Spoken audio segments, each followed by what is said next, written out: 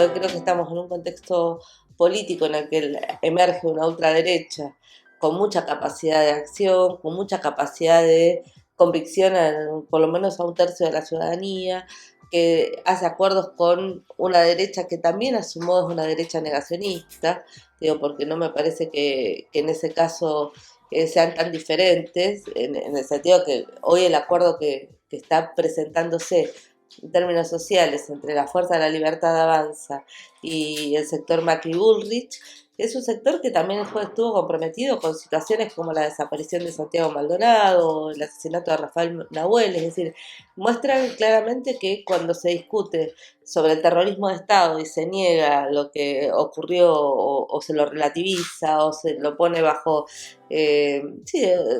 sosteniendo que no es ni tanto ni tan relevante, etcétera, en realidad se habilitan los crímenes del presente, ¿no? No son indistinguibles. Bueno, yo creo que estamos en una situación muy riesgosa donde los crímenes están habilitando una lógica criminal de tratar la política hoy.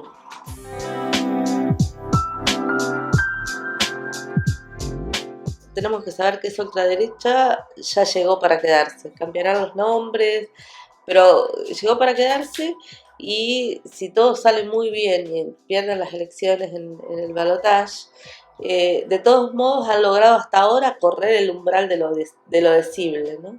Han dicho cosas, han producido intervenciones y han hollado el sentido común de un modo que no había ocurrido antes, ¿no? La cuestión central de que es la irrupción, la ruptura del consenso del nunca más. Ese consenso había organizado los 40 años de democracia. Y por primera vez va a las urnas una fuerza política que rompe ese consenso y que de algún modo dice que se puede estar a favor del terrorismo de Estado. Digo, la figura de la vicepresidenta, candidata a vicepresidenta es clara en ese sentido. No es alguien que viene del riñón de las fuerzas militares.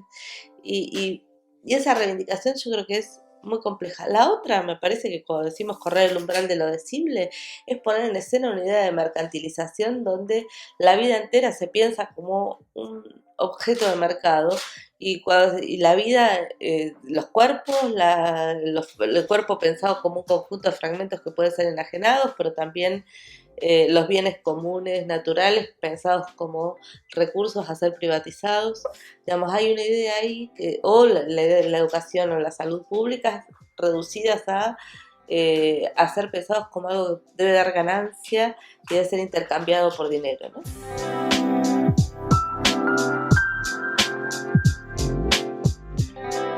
No hay padrones masculinos y femeninos, con lo cual ese dato no lo podemos tener fehacientemente, pero sí hay encuestas que dicen y estudios de opinión pública posteriores a la elección a las generales que muestran que habría una diferencia muy grande de voto femenino y masculino respecto de la Libertad de Avance respecto de la candidatura de Massa, que el 51% de las mujeres votó a Massa. Eso es un dato enorme. Enorme porque lo que obliga a pensar muchas cosas. ¿Qué significa ese voto? Si ese voto es un voto feminista o probablemente no. Que en muchos casos sea un voto que no sea feminista, sino que venga más bien de el tipo de roles que están atribuidos al sexo genéricamente a las mujeres, ¿no? Por ejemplo, los cuidados, la protección de los hijos, la defensa de las condiciones de vida de esas familias.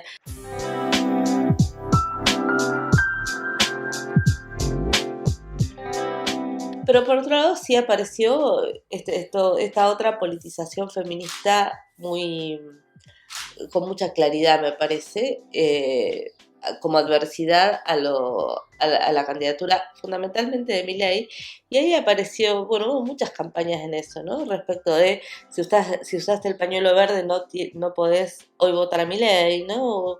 ¿Por qué? Porque es una fuerza política que viene a decir que hay que terminar con los derechos y hay que terminar con los derechos adquiridos y con toda la discusión sobre derechos porque es una fuerza rejerarquizante, ¿no? Que piensa que se puede volver a establecer una disciplina social sobre la base de estructurar con más fuerza las jerarquías de clase, de género, de cuerpos racializados, etcétera.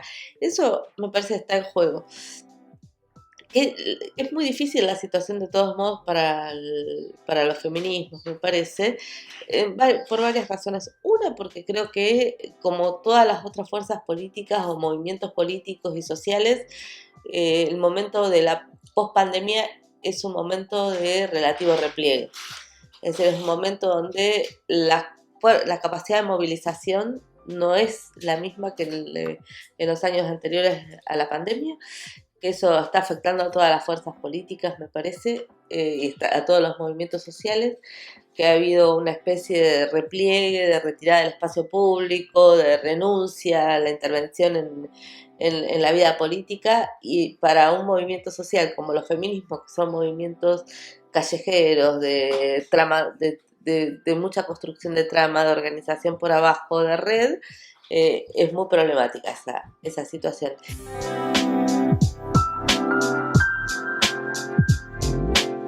Ahí ya estamos, por eso digo, le dio una vuelta más la Libertad Avanza, que es muy complicada, a lo que ya el macrismo había hecho, o el discurso neoliberal más tradicional había hecho.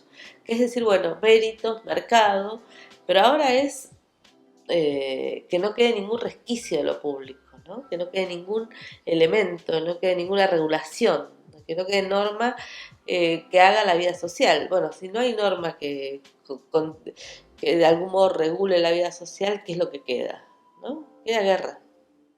Y me parece que eso, la guerra y el mercado, son las dos, lo que nos están ofreciendo.